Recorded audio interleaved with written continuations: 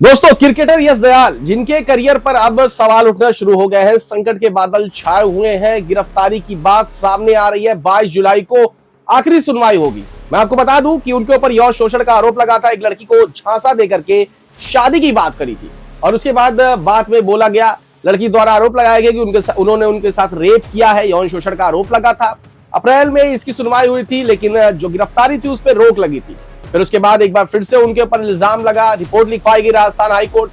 के द्वारा और फिर वहां से राजस्थान पुलिस ने साफ तौर पे बोला है कि गिरफ्तारी होगी और इसकी सुनवाई 22 तारीख को होने वाली है। दोस्तों, यश दयाल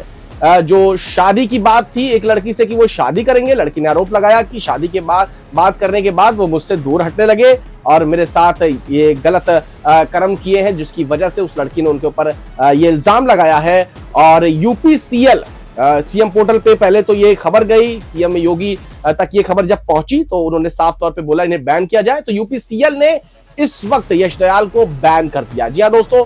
गोरखपुर की टीम थी, वहां से वो खेल रहे थे, 7 लाख में बिके थे, लेकिन अब वो यूपीसीएल नहीं खेल पाएंगे। यूपीसीएल की T20 लीग्स होती है दोस्तों, जिस तरह से बहुत सारी लीग स्टेट्स की होती है और सीएम पोर्टल तक ये खबर पहुंची और उसके बाद से खतरा मंडराना शुरू हुआ। लेकिन मैं आपको बता दूं, ये एक शुरुआत है। जिस तरह से उनके ऊपर इल्जाम लगे हैं एक नाबालिग लड़की के द्वारा,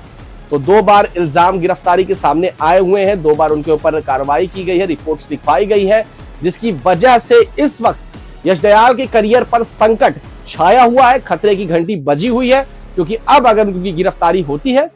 तो शायद अभी यूपीसीएल ही नहीं दोस्तों, वो आईपीएल से भी बैन हो सकते हैं और उनके करियर में बहुत कुछ जो आगे होने वाला है उस पर एक रुकावट, एक बाधा आ सकती है, जो कि इनके ऊपर एक रिपोर्ट। हालांकि अभी हमने दोनों तरफ से जो खबरें सुनी है वहां से साफ तौर पे ये चीज समझ में आ रहा है कि हाँ, कहीं ना कहीं यश दयाल उस लड़की से थोड़ी दूरियां बनाना शुरू कर देते, इसकी वजह से उस जो लड़की थी जिसने साफ तौर पे उनके ऊपर इल्जाम लगाया, और अब यहां से यश दयाल का करियर जो है खतरे की ओर जाता हुआ दिख रहा है। क्योंकि कहीं ना कहीं एक महिला की वजह से उन्होंने जो गलतियां की उनको भरपाई करनी पड़ेगी और अब यूपीसीएल ने उन्हें साफ तौर पर बैन कर दिया है और आगे चलकर बहुत सारी लीग्स अगर बैन करेगी, अगर ये जो कार्रवाई है ये सही साबित हुई, मतलब यश दयाल के ऊपर जो इल्जाम लगे हुए हैं दोस्तों वो साफ तौर पे अगर क्लियर हो गए, मतलब वो साफ पता चल गया कि हाँ, ये रिपोर्ट जो है वो सही है। दोस्तों, लेट्स सी, आप अपने एग्जाम्पल आप अपने साफ तौर पे कमेंट करके बता सकते हैं कि क्या यश दयाल ने जो किया है वो सही है, गलत है, इसके बारे में क्या और कुछ हो सकता है। लेकिन जाहिर सी बात है दोस्तों,